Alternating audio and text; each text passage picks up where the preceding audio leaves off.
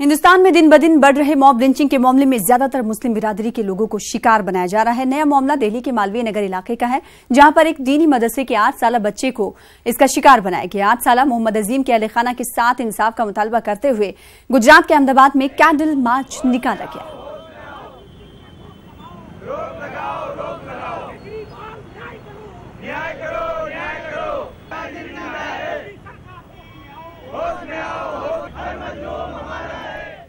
और अब बात खेल की। हिंद वेस्टइंडीज सीरीज के चौथे वनडे में हिंदुस्तान का दबदबा देखने को मिला। हिंदुस्तान ने वेस्टइंडीज को 224 रनों से शिकस्त दे दी। इस मैच में रोहित शर्मा और अंबाती रायडू ने जबरदस्त बल्लेबाजी की। मैच में रोहित शर्मा ने 162 रन तो अंबाती ने सेंचुरी बनाए, जिसकी बदौलत हिंदुस्तान ने वेस्टइंडीज को 377 रनों का हदफ दिया, जिसके बाद वेस्टइंडीज की टीम 153 रन बनाकर ऑल आउट हो गई। आपको बता दें कि इस कामयाबी के साथ हिंदुस्तान ने 5 मैचों की वनडे सीरीज में 2-1 से सबकत हासिल कर ली है।